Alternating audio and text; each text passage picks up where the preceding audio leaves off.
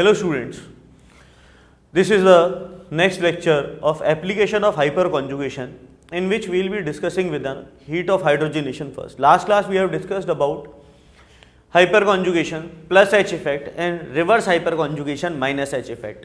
How the electrons move and how we define the relative stability of carbocation, carbon free radical, alkene, alkyne and alkyl benzene derivatives. Now today we will be starting with a very important topic, heat of hydrogenation.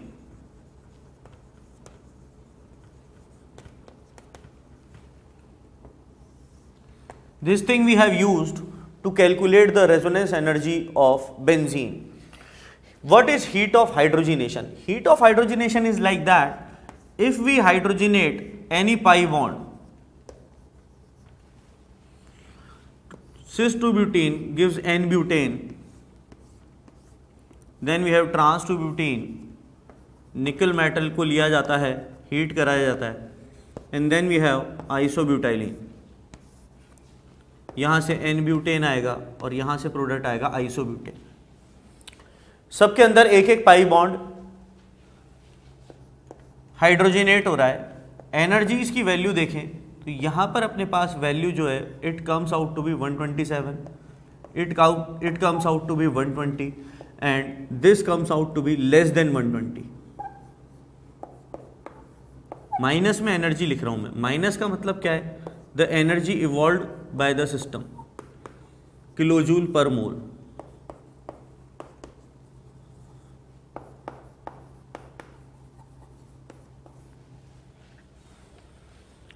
जो heat of hydrogenation है वो delta H से represent करते हैं अपन, ठीक है, delta H से, energy evolved by the system. अब देखो अगर अपन बात करें तो एनर्जी इवॉल्व्ड क्यों हो रही है? जब भी हाइड्रोजनेशन होगा वीक पाई बॉन्ड टूटकर क्या हो रहे हैं, दो स्टेबल या मोर इफेक्टिव बॉन्ड बन रहे हैं, सिग्मा बॉन्ड. तो ये चीज हमेशा ध्यान रखना, हीट ऑफ हाइड्रोजनेशन हमेशा क्या होगा? Energy evolved by the system. Evolved by the system क्यों है? क्योंकि अपन क्या कर रहे हैं, weak pi bond, weaker pi bond are replaced by strong sigma bonds.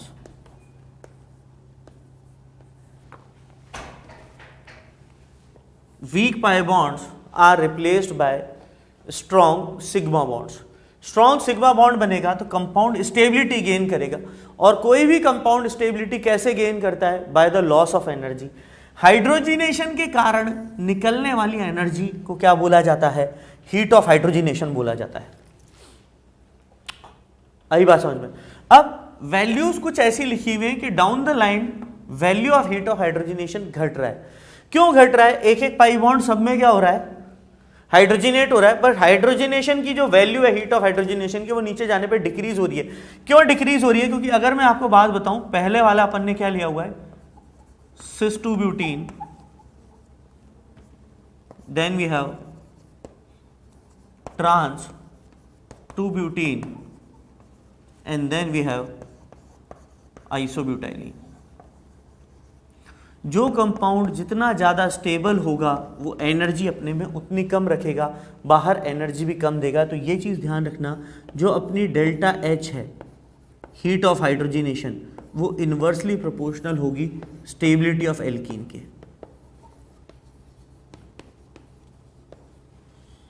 ये फंडा यहाँ से आता है. जितना एल्कीन स्टेबल उसके पास एनर्जी कंटेंट उतना ही कम होगा, जितना एनर्जी कंटेंट कम होगा हीट ऑफ हाइड्रोजनेशन उतनी कम निकलेगी. और जितनी स्टेबिलिटी ऑफ एल्कीन कम है मतलब एनर्जी कंटेंट ज़्यादा है, एनर्जी कंटेंट ज़्यादा है तो हीट ऑफ हाइड्रोजनेशन क्या होगा? ज़्यादा बाहर निकलेगा. तो ये चीज़ ध्यान रखना. ए, बी और सी में अगर अपन स्टेबिलिटी की बात करें तो सिस वाले से ज़्यादा स्टेबल ट्रांस वाली और ट्रांस वाले से ज़्यादा स्टेबल आइसोब्यूटाइलिन. लेक्चर की स्टार्टिंग ही इंपॉर्टेंट पॉइंट से कर रहा हूँ बेटा कि अगर अपन यहाँ पर बात करें तो स्टेबिलिटी ऑर्डर जो है ऑफ एल्कीन्स जो बात करेंगे वो ऑर्डर अपने पास क्या है? A is less than B is less than C. पर जो हीट ऑफ हाइड्रोजनेशन का ऑर्डर है वो अपने पास क्या आ रहा है? A greater than B greater than C. Inversely proportional है. इन्वर्सली प्रोपोर्शनल क्यों है हीट ऑफ हाइड्रोजनेशन? क्यों? जो जितना ज़्यादा अनस्टेबल कंपाउंड होगा उसके पास एनर्जी कंटेंट उतना ज़्यादा है, स्टेबिलिटी गेन करके वो उतनी ज़्यादा एनर्जी क्या करेगा, बाहर फेंकेगा। एग्जाम्पल नंबर 2,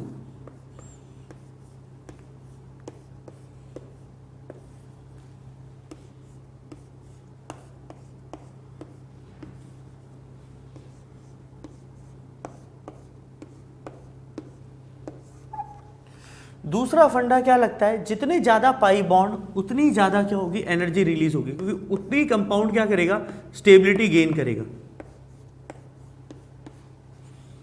1 मोल H2, 2 मोल H2, 3 मोल H2, निकल मेटल और slight heating to activate the reaction. Energy की वैल्यू सबको याद हो जानी चाहिए। यहां पर कितनी एनर्जी निकलती है, 120, कितनी एनर्जी निकलती है, 232, कितनी एनर्जी बाहर निकलती है, 208। बस ये एक्सेप्शन है, इसलिए बार बार लिखवाता हूं मैं, ये एक्सेप्शन है, नहीं तो अपने पास हीट ऑफ हाइड्रोजिनेशन क्या ज्यादा आना चाहिए था, A greater than A less than B less than C। तो एक फंडा तो हमारे पास हीट ऑफ हाइड्रोजिनेशन का ये है, और एक डेल्टा HOH का अपने पास फंडा क्या है, directly proportional to number of pi bonds.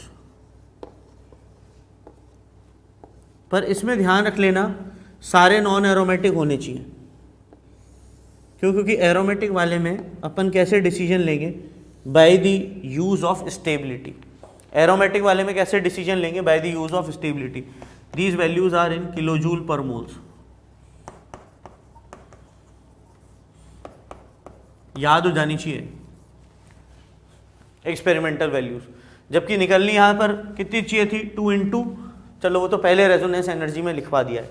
तो ये चीज ध्यान रखना, हीट ऑफ हाइड्रोजिनेशन क्या है, जितने पाई बॉन्ड है उतने पाई बॉन्ड टूटेंगे तो कंपाउंड उसी प्रोपोर्शन में स्टेबिलिटी गेन करेगा, जिस प्रोपोर्शन में स्टेबिलिटी गेन करेगा उसी प्रोपोर्शन में क्या होगी, एनर्जी बाहर निकलेगी। एक बार नोट करो इन दोनों एग्जांपल्स को।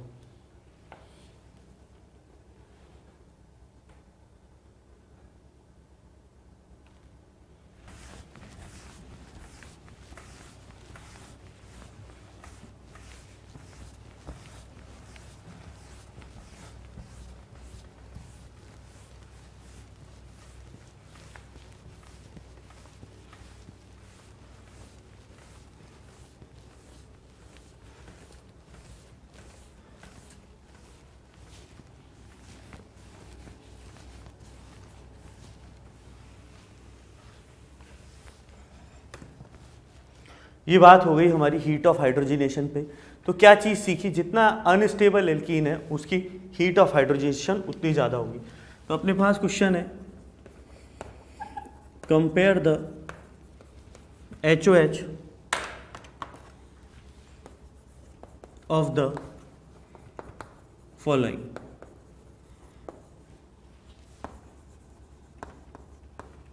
अपन को ऑर्डर लिखना है हीट ऑफ हाइड्रोजिनेशन का, डिसेंडिंग असेंडिंग ऑर्डर में। क्वेश्चन नंबर 1 है अपने पास,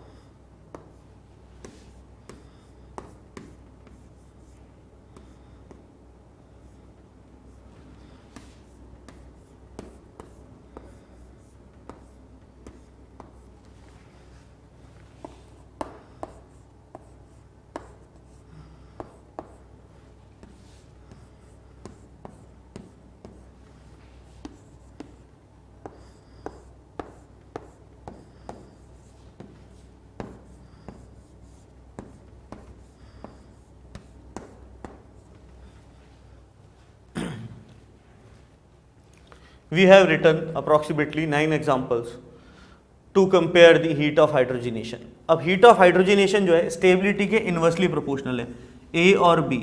बार बार ये वाले क्वेश्चन करा रहा हूँ क्योंकि एल्कीन की स्टेबिलिटी ऑर्डर बहुत बार काम में आएगा आने वाले टाइम पर। जब अपन पढ़ेंगे method of preparation of alkene तो भी ये चीज़ सीखेंगे कि कौन एल्कीन अपने को मेजर मिल रहा है, कौन माइनर मिल रहा है। तो वहाँ पर डिफाइन करेंगे अपन 2 तरीके की एल्कीन को। जो ज़्यादा स्टेबल एल्कीन है उसका नाम पड़ेगा सेटजेफ या जेटसेफ एल्कीन, और जो कम स्टेबल एल्कीन है उसका नाम पड़ेगा हॉफमैन एल्कीन। अभी हमारे को मालूम नहीं है कि जेटसेफ क्या होता है और हॉफमैन क्या है। हाँ, सर ने इतनी बात बोल दी कि मेथड ऑफ प्रिपरेशन में जब एक से ज़्यादा एल्कीन बनेगी तो अपन को एल्कीन की रिलेटिव स्टेबिलिटी डिफाइन करनी होगी, और एल्कीन की रिलेटिव स्टेबिलिटी डिफाइन करने के लिए अपने पास केवल एक फंडा है on the basis of alpha hydrogen atom, जब तक एक से ज़्यादा पाई बॉन्ड नहीं हो। अगर एक से ज़्यादा पाई बॉन्ड होंगे तो पहला इफेक्ट अपन देखेंगे रेजोनेंस, दूसरा इफेक्ट देखेंगे हाइपर कॉन्जुगेशन, और सबसे लास्ट इफेक्ट क्या देखेंगे, इंडक्टिव इफेक्ट। तो यहाँ पर अल्फा हाइड्रोजन एटम याद हो जानी चाहिए 10 है, यहाँ अल्फा हाइड्रोजन एटम कितनी है 4, तो जो स्टेबिलिटी है वो आ जाएगी A ग्रेटर देन B, और हीट ऑफ हाइड्रोजिनेशन का ऑर्डर हो जाएगा B ग्रेटर देन A। फिर वही बात है, ये वाली बात मैं बार बार बताता हूँ कि एंटी एरोमेटिक है ये वाला, और ये हमारा ज़्यादा स्टेबल नॉन एरोमेटिक है, ये B है और ये हमारे लिए A है। तो A और B में बात करें तो स्टेबिलिटी जो है B ग्रेटर देन A है, हीट ऑफ हाइड्रोजिनेशन है वो क्या हो जाएगा A ग्रेटर देन B। जितना अनस्टेबल उसने एनर्जी उतनी भर के रखी हुई अपने पास। अनस्टेबिलिटी मतलब अमाउंट ऑफ एनर्जी बहुत ज़्यादा है, तो हाइड्रोजिनेट करते जैसे स्टेबिलिटी की तरफ जाएगा a lot of energy will be evolved या emitted in the form of heat of hydrogenation. आ रही बात समझ में? लास्ट क्लास में थोड़ा सा पढ़ाई के बारे में बताया था, आज एक बात और आपसे शेयर करना चाहता हूँ। आप क्या करो, you search for IIT colleges, search building placements, blog पढ़ो, जैसे IIT दिल्ली से निकले हुए जितने भी ग्रेजुएट्स हैं या पोस्ट ग्रेजुएट्स हैं वो आज कहाँ पर हैं, उनका क्या इंजीनियरिंग का जो टाइम निकला वहाँ पर वो कैसा निकला, उन्होंने क्या क्या चीज़ें सीखी, कहाँ कहाँ पर कितनी कितनी सीट्स अवेलेबल हैं एक एक कॉलेज के अंदर, कितनी कंप्यूटर साइंस की हैं, कितनी मैकेनिकल हैं, कितनी इलेक्ट्रिकल हैं, कितनी ENC हैं, IT में क्या आजकल चल रहा है, सिविल का क्या स्कोप है। आज जब तक इन सब चीज़ों से अवेयर नहीं होगे, अपन ऐसे कंपटीशन की तैयारी कर रहे हैं जिसके बारे में हमारी जानकारी नहीं है। और एक बात हमेशा ध्यान रखना, knowledge always comes from interest. ये फंडा लिख लेना, नॉलेज एरो इंटरेस्ट। इंटरेस्ट होगा किसी चीज़ में तभी अपने को उसकी नॉलेज आएगी।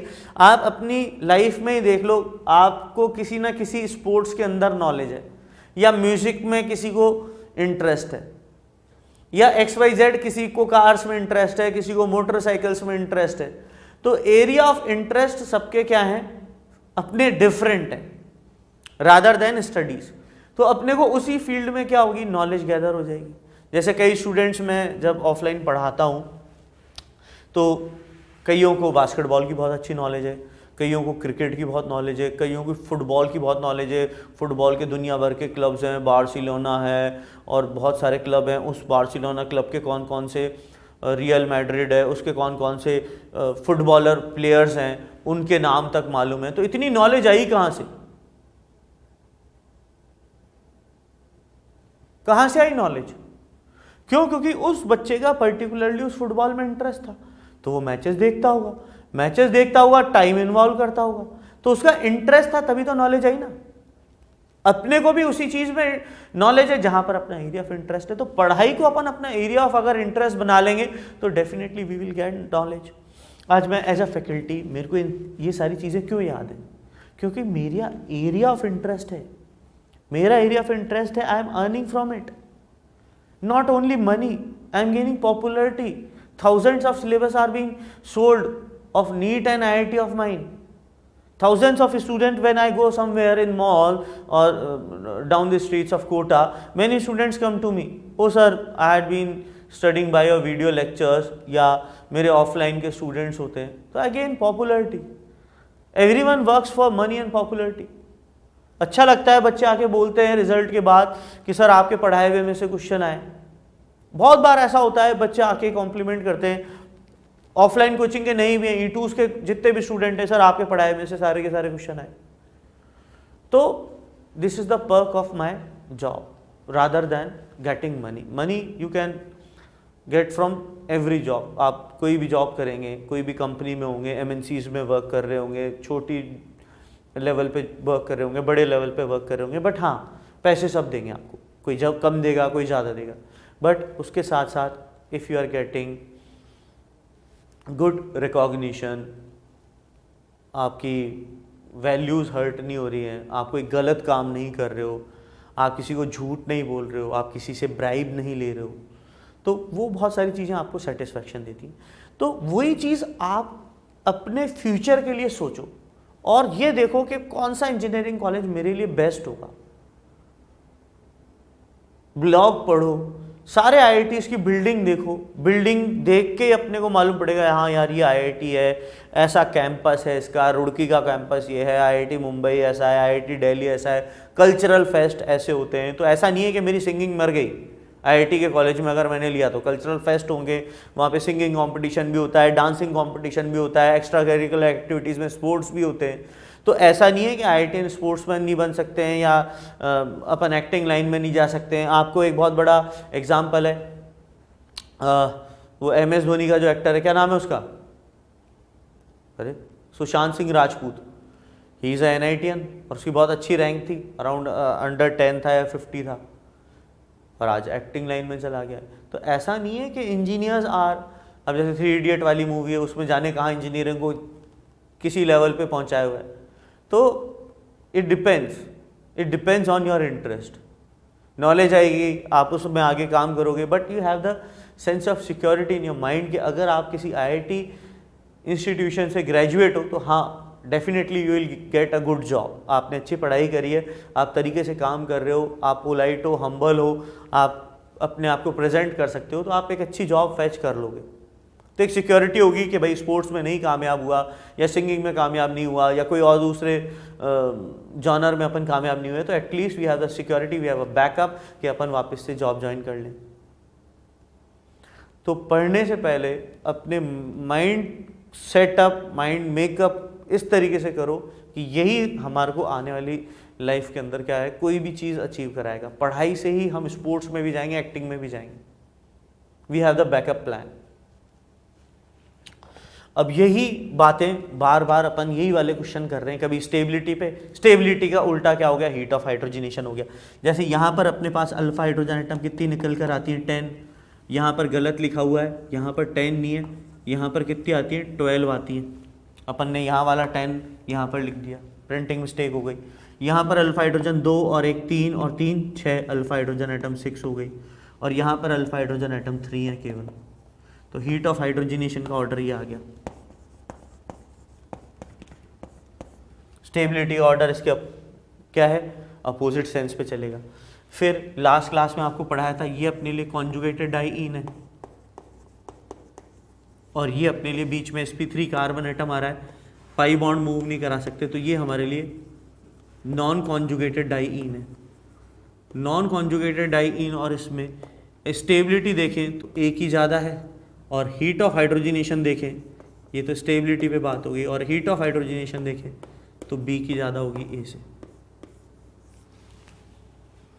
फिर ये एक इम्पॉर्टेंट क्वेश्चन अपन ने किया था कि यहाँ पर एक एंगल स्ट्रेन पर है, 120 चाहिए, अवेलेबल कितना है, 60 डिग्री अवेलेबल है।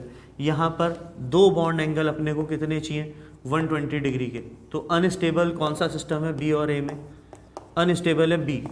स्टेबिलिटी बात करें तो ए ग्रेटर देन बी, तो हीट ऑफ हाइड्रोजनेशन जो है वो क्या हो जाएगा, बी ग्रेटर देन ए।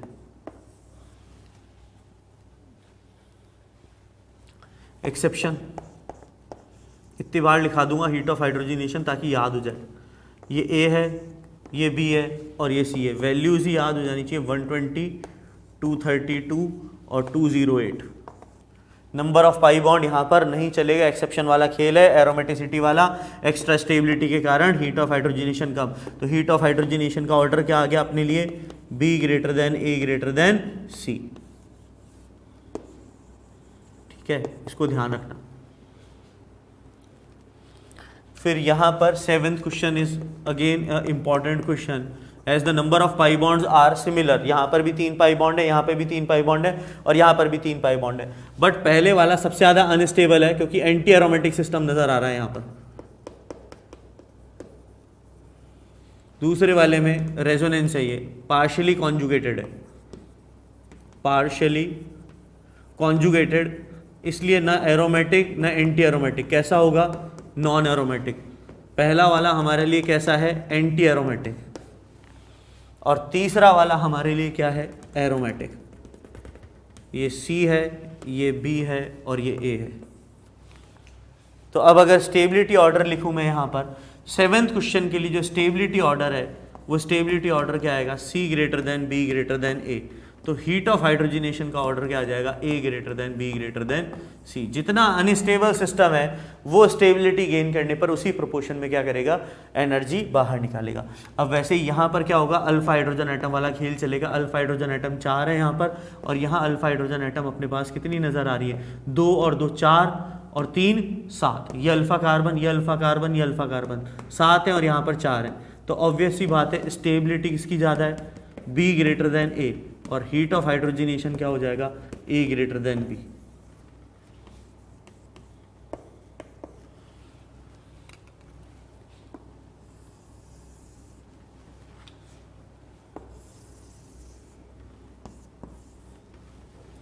मिक्सअप मत कर देना ऑर्डर्स को।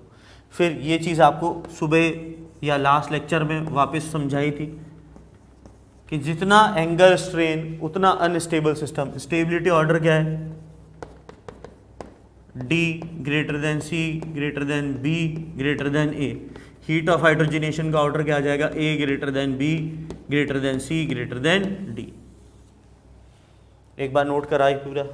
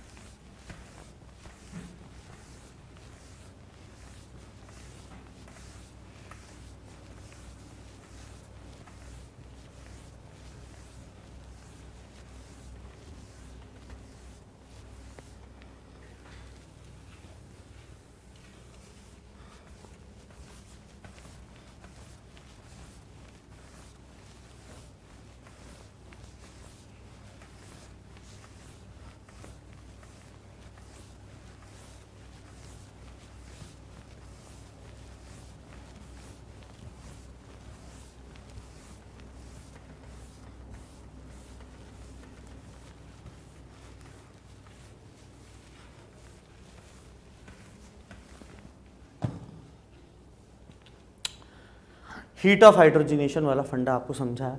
तो जितना ज़्यादा अनस्टेबल सिस्टम उतनी ज़्यादा क्या होगी? हीट ऑफ हाइड्रोजनेशन होगी। इंपॉर्टेंट एग्जांपल्स जो पहले पढ़े हुए उन्हीं पर बात कर रहे हैं। Linear conjugation, cross conjugation.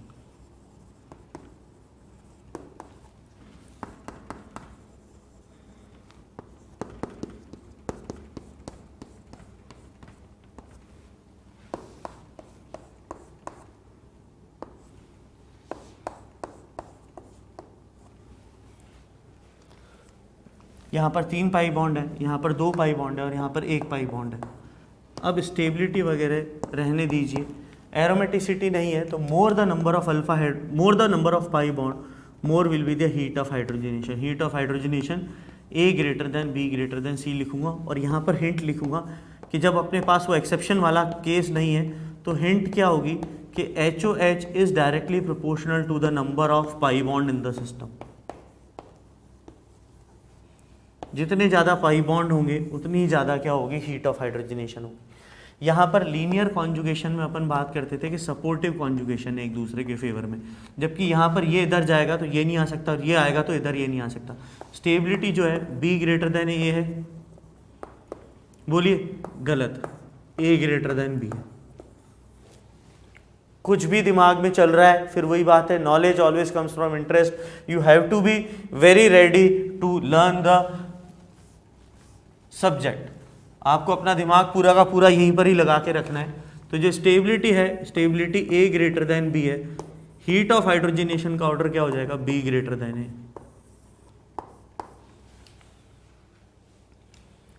यहां पर बात अपने पास पूरी होती है किस पे, हीट ऑफ हाइड्रोजनेशन पे। लिखिए यहां तक।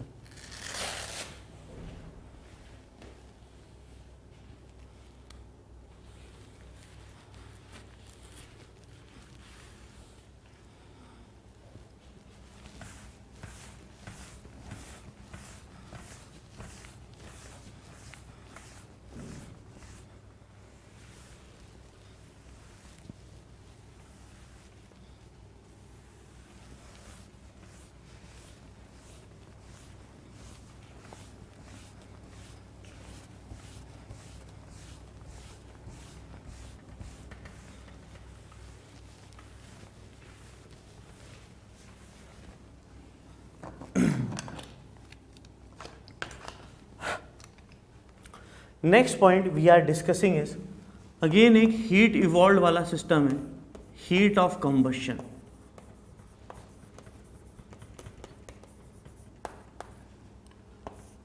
This is the most important practical application in our life of hydrocarbon. Alkene और एल्काइंस की, एल्कीन और एल्काइंस की जो अपने लाइफ के अंदर मेजर कंट्रीब्यूशन है वो है फ्यूल्स। ऑयल हो गया, diesel, petrol, liquefied petroleum gas, ये all are hydrocarbon, mixture of hydrocarbon. तो जो मेन काम है वो अपने को ये ध्यान है रखना है, भाई अपन सब जानते हैं फ्यूल इंडस्ट्री बहुत ज़्यादा प्रॉफिटेबल है। देखिए सऊदीज़ जो हैं, साउथ कंट्रीज़ जो हैं, मिडिल ईस्ट जो है, वो इतने ज़्यादा रिच क्यों हैं, क्योंकि उनके पास तेल के कुएँ। तेल के कुएँ ऐसे नहीं है रिफाइंड ऑयल है, खाना बना लो उन तेल से। तेल के कुएँ मतलब उनके पास पेट्रोलियम के रिसोर्सेज हैं, पेट्रोल के कुएँ हैं। वो ऑल ओवर वर्ल्ड क्या करते हैं, पेट्रोल्स सप्लाई करते हैं, इसलिए इतने ज़्यादा वो क्या है, रिच है वहाँ पर। तो मेजर चीज़ ये है कि साइंस लगाएंगे यहाँ पर भी अपन, और अपन एक पुअर फ्यूल को क्या करेंगे, एक अच्छे फ्यूल के अंदर क्या करना चाहते हैं, कन्वर्ट करना चाहते हैं, या वो वाला फ्यूल बाय करना चाहते हैं जिसकी हीट ऑफ कंबशन वैल्यू बहुत ज़्यादा हो। हीट ऑफ कंबशन वैल्यू का मतलब क्या होता है, एक छोटा सा मॉलिक्यूल जलकर क्या करे, ज़्यादा एनर्जी दे, ऐसा फ्यूल हम ढूंढने में क्या करेंगे, कामयाब हो गए तो अपने लिए बहुत प्रॉफिटेबल वाली बात होगी। तो हीट ऑफ कंबशन अपन यहाँ पर पढ़ेंगे कि किस हाइड्रोकार्बन को जलाकर कितनी ज़्यादा एनर्जी मिलती है। तो हीट ऑफ कंबशन के लिए पहले तो एक फंडा है CXHY, कोई भी हाइड्रोकार्बन है तो X + Y/4 moles of O2 ली जाती है सफिशेंट, और उसको बर्न किया जाता है to give X mole of CO2 + Y/2 moles of H2O। और जलने के बाद क्या होगा, एक अमाउंट ऑफ एनर्जी बाहर निकलेगी जिसे डेल्टा Hc से रिप्रेजेंट करेंगे, और इसको क्या बोला जाता है, हीट ऑफ कंबशन।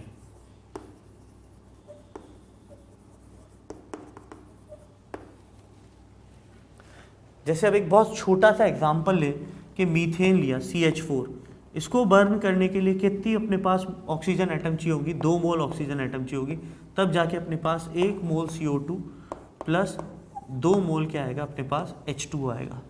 देखो बैलेंस सही किया है क्या, X is 1, Y is 4, 2 mole O2 आ जाए, बाहर निकलती है डेल्टा Hc जो है, it comes approximately 900 kilo joule पर मोल। NCERT में से उठाना है इसकी वैल्यू, ये अप्रॉक्स लिख रहा हूँ, NCERT में से एग्जैक्ट वैल्यू लिखना, तब मालूम पड़ेगा कि एक छोटी सी मोल अगर अपन ने 1 मोल मीथेन बर्न की तो करीब करीब 900 किलो जूल पर मोल एनर्जी क्या होगी, बाहर निकलेगी। तो सोचो अगर अपन ने मीथेन को एज अ फ्यूल लिया है तो ये बहुत ही अपने लिए क्या है, अच्छा फ्यूल है। तो ये क्या कहलाता है, कंप्लीट कंबशन कहलाता है। कंप्लीट कंबशन में क्या है, फुल ऑक्सीजन एटम की सप्लाई है। अब ये तो हो गया हमारे लिए कौन सा combustion, complete combustion.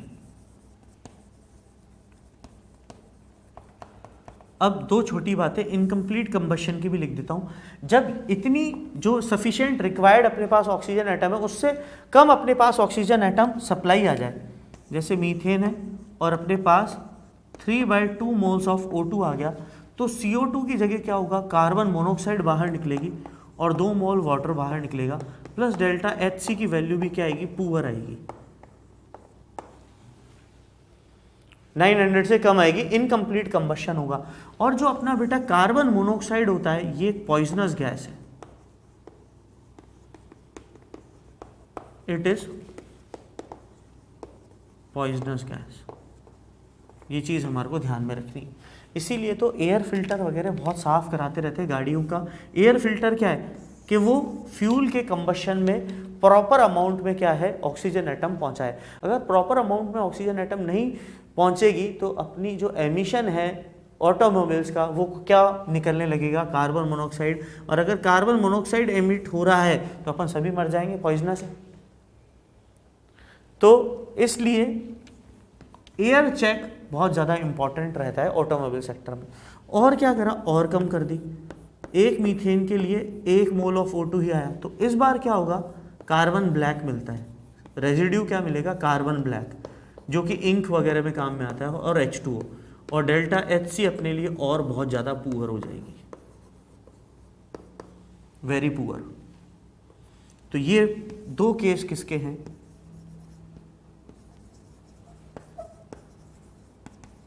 Incomplete combustion के। अब जितना बड़ा मॉलिक्यूलर मास होगा हीट ऑफ कंबशन उतनी ज़्यादा आएगी। अब कंपेयर करने के लिए 2 फॉर्मूले अपन लिख रहे हैं। Heat of combustion is directly proportional to molecular mass of hydrocarbon.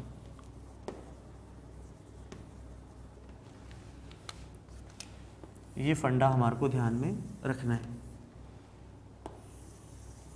जितना बड़ा हाइड्रोकार्बन उतनी ही ज़्यादा हीट ऑफ कंबशन मिलेगी, जैसे प्रोपेन, ब्यूटेन, पेंटेन, हेक्सेन। तो हीट ऑफ कंबशन अपने लिए क्या आ जाएगा, D greater than C greater than B greater then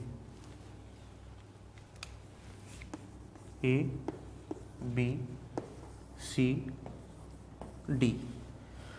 जब आइसोमेरिज्म पढ़ा रहा था तो टेबल में लिखा हुआ है साइक्लोप्रोपेन, साइक्लोब्यूटेन, साइक्लोपेंटेन और साइक्लोहेक्सेन।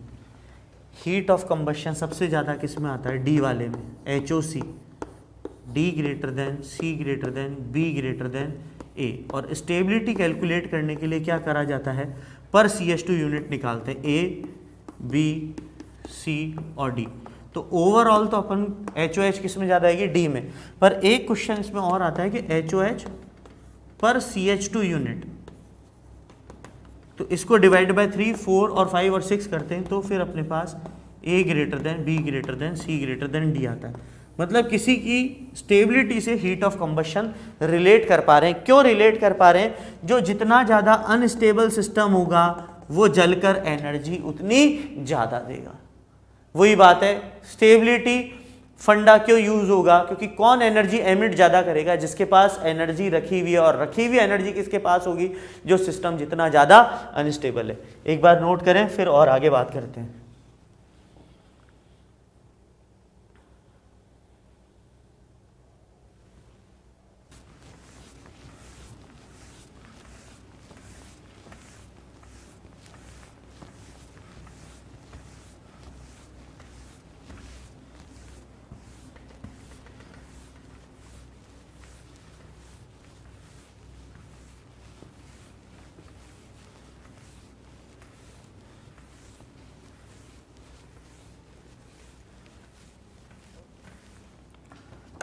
तो देखो, जो फंडा अपने पास है वो यहाँ पर भी लगाएंगे। For isomeric hydrocarbon molecular mass क्या आ जाए, सेम आ जाए। भाई अपन एक तो फंडा जानते हैं कि हीट ऑफ कंबशन किस पे डिपेंड करेगा, मॉलिक्यूलर मास पे। जितना बड़ा हाइड्रोकार्बन, जितनी बड़ी लकड़ी जलाऊंगा उतनी ज़्यादा आग मिलेगी, सीधी सीधी सी गणित है। पर जब आइसोमेरिक हाइड्रोकार्बन होंगे तो फिर हीट ऑफ कंबशन जो है वो इन्वर्सली प्रोपोर्शनल आता है किसके, स्टेबिलिटी के।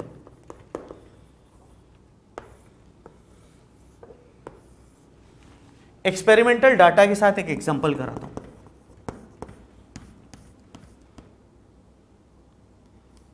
1 ब्यूटीन, सिस 2 ब्यूटीन और ट्रांस 2 ब्यूटीन। इन सभी को अपन ने क्या करा, एम्पल अमाउंट ऑफ O2 के साथ बर्न कर दिया। O2 के कितने मोल चाहिए होंगे, X की वैल्यू क्या है 4, C4H8 है मॉलिक्यूलर फार्मूला। तो कितने मोल ऑक्सीजन एटम चाहिए होंगे अपने को, 6 मोल्स। तब जाके अपने पास क्या होगा, 4 मोल CO2 प्लस बाहर क्या निकलेगा X/2, 2 मोल क्या बाहर निकलेंगे H2। बोलो 2 मोल बाहर निकलेंगे या 4 मोल बाहर निकलेंगे वाटर के?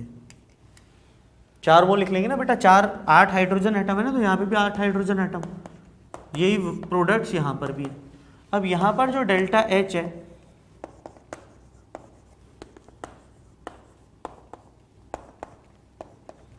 सबसे ज़्यादा अनस्टेबल ये अपने पास एल्कीन है, फिर सिस, और सिस के बाद सबसे ज़्यादा स्टेबल कौन सी है, ट्रांस। भाई पहले वाली सबसे ज़्यादा अनस्टेबल क्यों है, अल्फा हाइड्रोजन एटम 2, यहाँ पर अल्फा हाइड्रोजन एटम 6 बट कौन सी एल्कीन है, सिस। यहाँ पर अल्फा हाइड्रोजन एटम कितने हैं, 6, बट एल्कीन कौन सी है यहाँ पर, ट्रांस। ये C है, ये B है और ये A है। तो सबसे ज़्यादा अनस्टेबल, क्योंकि मॉलिक्यूलर फार्मूला सबका बराबर है, तो आइसोमेरिक एल्कीन वाला केस हो गया। तो कितना आएगा, 2709, 2707 और 2703 किलो जूल पर मोल।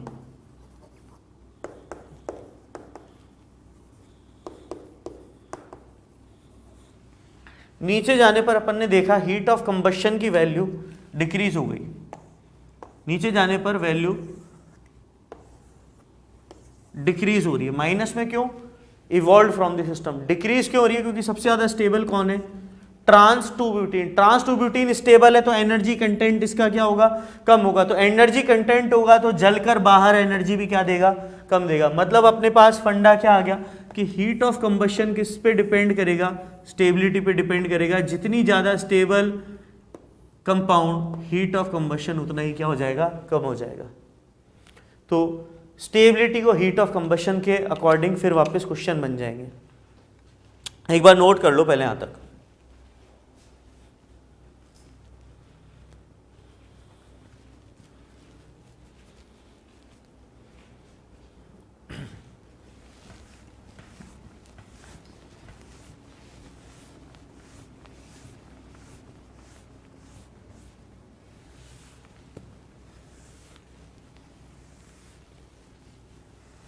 देखो डाटा बेस्ड क्वेश्चन कोई भी नहीं आता। ये डाटा जो आपको लिखे हुए हैं, ये डाटा केवल नेट से उठाकर केवल एक्सप्लेनेशन ऑफ द थ्योरी है, थ्योरी को सपोर्ट करने के लिए दिए हुए। क्वेश्चन वापस क्या बनेगा, compare the heat of combustion of following.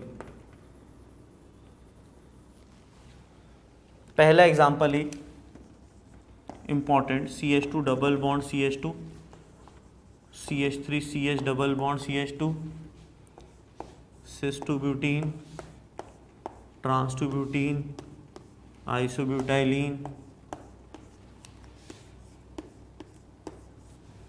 Heat of combustion compare करनी है, A, B, C, D, E, F और G। अल्फा हाइड्रोजन एटम गिनो, alpha hydrogen atom 0, alpha hydrogen atom 3, alpha hydrogen atom 6, alpha hydrogen atom 6, alpha hydrogen atom 6, alpha hydrogen atom 9, alpha hydrogen atom 12। अब ये चीज़ ध्यान रख लेना बेटा, गलती मत कर देना। Heat of combustion directly proportional to the number of carbon atoms या मॉलिक्यूलर मास ऑफ हाइड्रोकार्बन। ये चीज़ सबसे पहले देखनी है। जितना बड़ा हाइड्रोकार्बन जलकर एनर्जी उतनी ज़्यादा देगा। तो यहाँ पर स्टेबिलिटी के इन्वर्सली प्रोपोर्शनल नहीं है, क्योंकि आइसोमेरिक कंपाउंड नहीं है। आइसोमेरिक क्यों नहीं है, क्योंकि carbon atom, number of carbon atom बढ़ते ही जा रहे हैं। तो इस वाले फर्स्ट वाले क्वेश्चन का अपना HOC का जो ऑर्डर है वो क्या आएगा,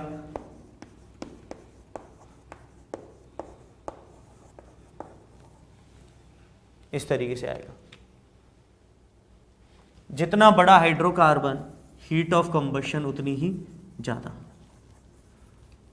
ये बात हमेशा जहन में अपने दिमाग में बैठा के रखनी है। जैसे साइक्लोप्रोपीन, साइक्लोब्यूटीन, साइक्लोपेंटीन और साइक्लोहेक्सीन आइसोमेरिक नहीं है, नंबर ऑफ कार्बन एटम बराबर नहीं है, ए बी सी और डी। स्टेबिलिटी नहीं देखेंगे, डायरेक्ट मॉलिक्यूलर मास के अकॉर्डिंग हीट ऑफ कंबशन क्या आ जाएगा, A B C D in increasing order.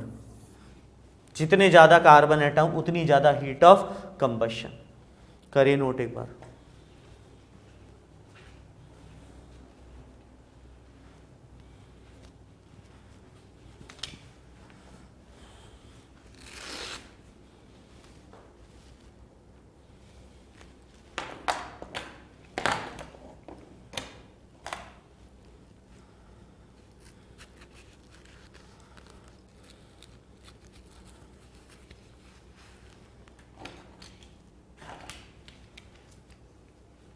Okay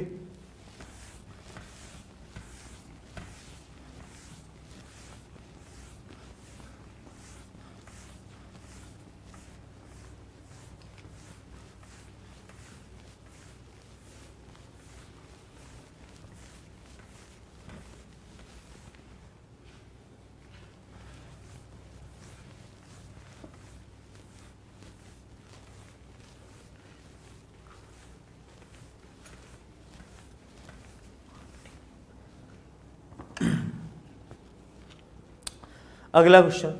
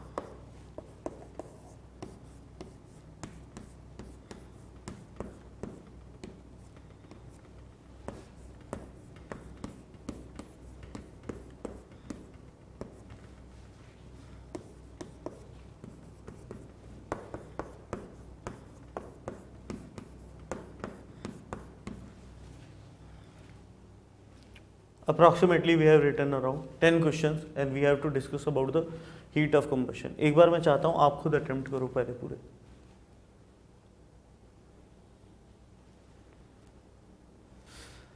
I hope आप सबने अटेम्प्ट कर लिया होगा स्टेबिलिटी के अकॉर्डिंग हीट ऑफ कंबशन। तो पहले एक कार्बन एटम देख लेना, हीट ऑफ कंबशन का ऑर्डर ये आएगा, क्यों? क्योंकि यहाँ पर अपने पास कार्बन एटम है 8, यहाँ पर कार्बन एटम है 7, यहाँ पे कार्बन एटम है 6।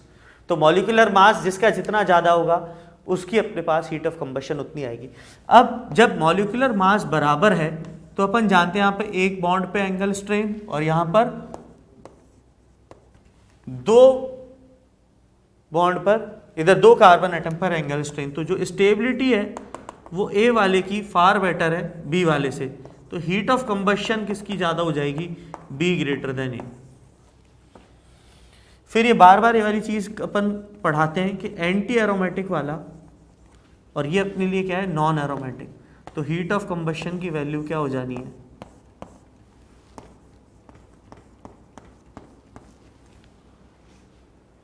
जो अनस्टेबल ज़्यादा एनर्जी पर एनर्जी ज़्यादा इवॉल्व आउट करेगा।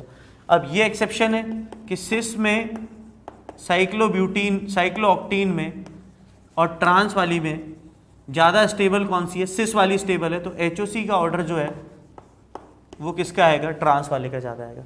फिर अल्फा हाइड्रोजन एटम देखेंगे, अल्फा हाइड्रोजन एटम 12 है, अल्फा हाइड्रोजन एटम 4 है, तो हीट ऑफ कंबशन किसके आएगी ज़्यादा, जो अनस्टेबल है, हीट ऑफ कंबशन। अब ये बहुत अच्छा क्वेश्चन है, ये एंटी एरोमेटिक आइसोमेरिक कंपाउंड है, यहां पर partial resonance but non aromatic, और यहां पर एरोमेटिक, ये C है, ये B है और ये A है, तो जो HOC का ऑर्डर है वो A greater than B greater than C आएगा, inversely proportional to stability HOC, और यही ऑर्डर किसका आएगा, HOH का भी आएगा इस क्वेश्चन के लिए, पर जरूरी नहीं कि HOH और HOC का ऑर्डर सेम आए। फिर ये वाली बात क्रॉस कॉन्जुगेशन और ये linear conjugation, heat of combustion क्या होगा, A ग्रेटर देन B। फिर इस वाले क्वेश्चन पर बात करें 10th वाले पे, यहां पर एरोमेटिक, यहां पर पार्शियल रेजोनेंस और यहां पर एक भी पाई बॉन्ड रेजोनेंस में नहीं है, तो स्टेबिलिटी क्या है, C वाले की सबसे ज़्यादा है, तो हीट ऑफ कंबशन का ऑर्डर जो है वो अपने पास सबसे ज़्यादा किसका आ जाएगा, A greater than B greater than C। तो दो एप्लीकेशन आपको सिखा दी गई हाइपर कॉन्जुगेशन के बाद, कौन कौन सी, हीट ऑफ हाइड्रोजिनेशन और heat of combustion.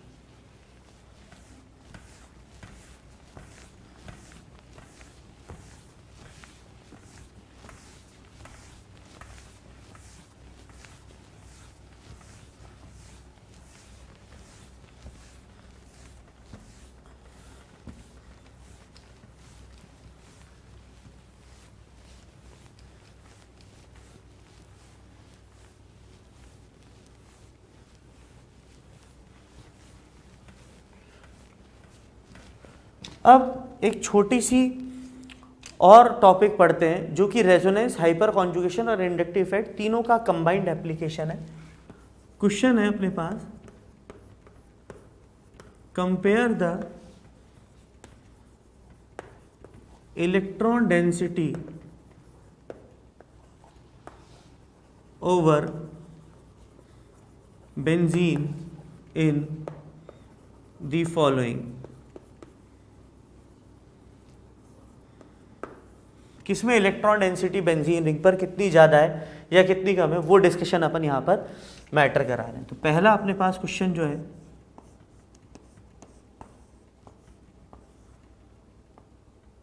OCH3, then we have methyl group,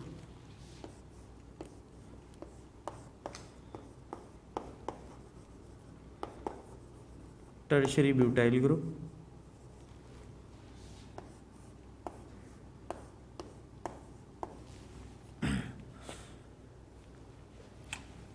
chlorine atom,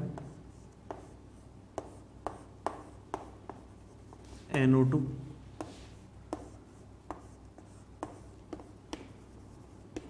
दो NO2।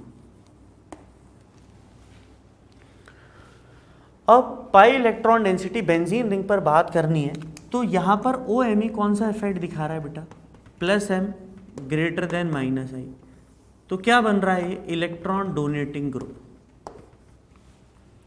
मिथाइल ग्रुप कौन सा इफेक्ट दिखा रहा है, +H और +I, यहां से भी देगा, अल्फा हाइड्रोजन से भी देगा, ये केवल और केवल अल्फा हाइड्रोजन एटम 0 है, तो टर्शियरी ब्यूटाइल ग्रुप जो है ये केवल और केवल कौन सा दिखाएगा, +I। हैलोजन के केस में अपने को कौन सा कंसिडर करना है, -I, क्योंकि -I इसके +M से ज़्यादा है। फिर NO2 कौन सा इफेक्ट दिखाता है, -m और -i, और दो NO2 जुड़े हुए होंगे तो दो तरफ से हमारे पास क्या होगा, -m और -i ग्रुप आ जाएगा। अब जितना ज्यादा इलेक्ट्रॉन विड्रॉइंग ग्रुप जोड़ता चलूंगा, EWG, ये EWG, और यहां पर अपने पास दो इलेक्ट्रॉन विड्रॉइंग ग्रुप जुड़े हुए, जितने इलेक्ट्रॉन विड्रॉइंग ग्रुप जुड़ेंगे बेंजीन रिंग पर इलेक्ट्रॉन डेंसिटी उतनी ही प्रोपोर्शन में क्या हो जाएगी, डिक्रीज हो जाएगी। तो अगर अपन पाई इलेक्ट्रॉन डेंसिटी पर या इलेक्ट्रॉन डेंसिटी पर बेंजीन की बात करें तो इलेक्ट्रॉन डोनेटिंग ग्रुप जो है वो इलेक्ट्रॉन डेंसिटी बढ़ाएंगे, और जितने भी इलेक्ट्रॉन विथड्रॉइंग ग्रुप हैं वो बेंजीन रिंग पर पाई इलेक्ट्रॉन डेंसिटी क्या कर देंगे, डिक्रीज कर देंगे, EDG और EWG। अब EDG कौन से होंगे, जिनका +m +h या +i कौन सी कंडीशन में हो, डोमिनेटिंग। डोमिनेटिंग मतलब दूसरा इफेक्ट अगर इसमें है तो उसमें ज्यादा हो। और EWG कौन से होंगे, जिनके अंदर -m -h या -i कौन सी पोजीशन पर है, डोमिनेटिंग। तो क्वेश्चन आएगा कि इलेक्ट्रॉन डेंसिटी का ऑर्डर बताओ, किस बेंजीन रिंग पर इलेक्ट्रॉन डेंसिटी ज्यादा है और किस पे इलेक्ट्रॉन डेंसिटी कम है। तो फंडा ये वाला यूज करना है, electron donating group electron density benzene ring पर क्या करेंगे, बढ़ाएंगे।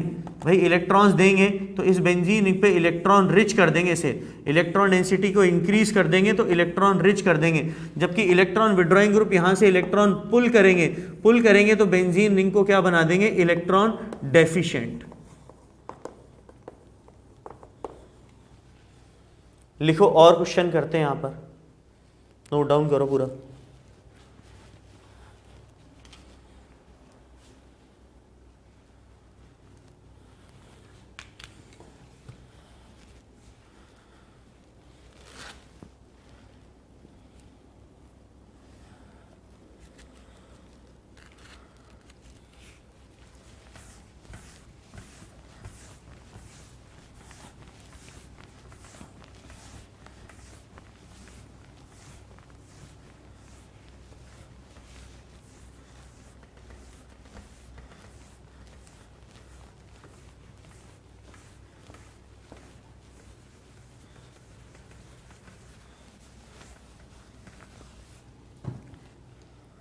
ठीक है,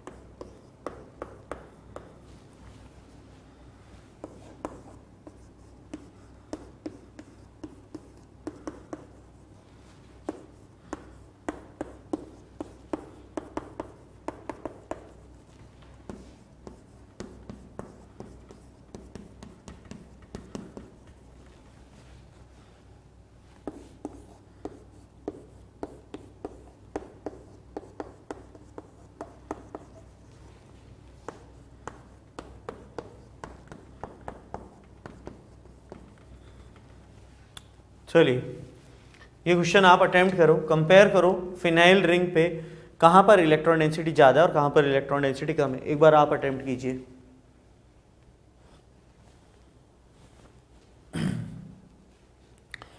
अब यहाँ पर NH2 कौन सा इफेक्ट दिखा रहा है बेटा, +m ग्रेटर देन -i, यहाँ पे भी नाइट्रोजन एटम का लोन पेयर बेंजीन रिंग की तरफ रेजोनेंस में, बट इधर भी रेजोनेंस में, तो एक्सटेंट ऑफ रेजोनेंस क्या हो गया, डिक्रीज हो गया बेंजीन रिंग की तरफ।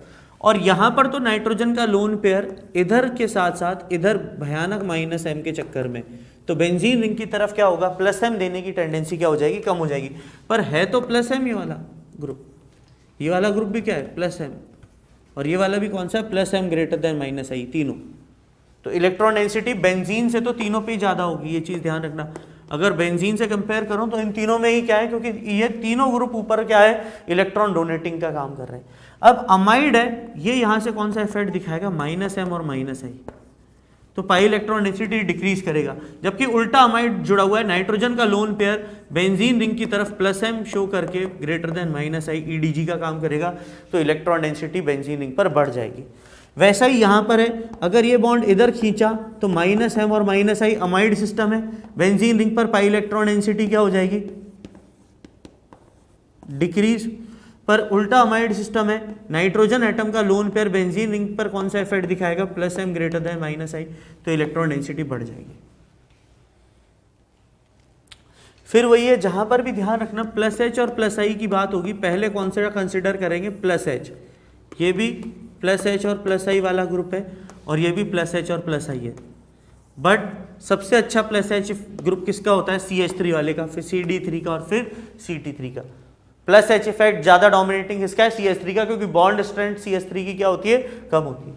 फिर वही बात यहाँ पर है कि ऑक्सीजन का लोन पेयर केवल फिनाइल रिंग के साथ रेजोनेंस में, +m ग्रेटर देन -i।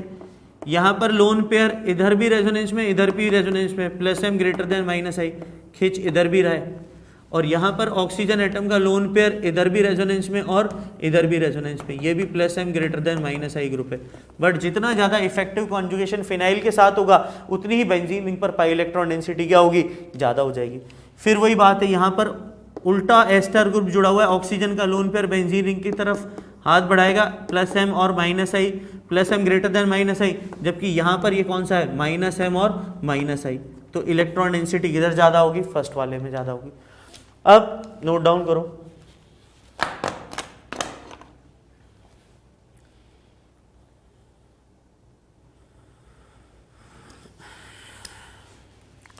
अब इसी पर और एग्जाम्पल लेकर नेक्स्ट क्लास अपन अपनी स्टार्ट करेंगे और बात करेंगे relative stability of carbocation, कार्बोएनायन, carbon free radical. फिर पढ़ेंगे एसिडिक स्ट्रेंथ का कंपैरिजन, बेसिक स्ट्रेंथ का कंपैरिजन, और दो इंपॉर्टेंट इफेक्ट SIR और SIP। ठीक है, आज के लिए इतना ही, बाकी का नेक्स्ट क्लास में पढ़ेंगे। Thank you.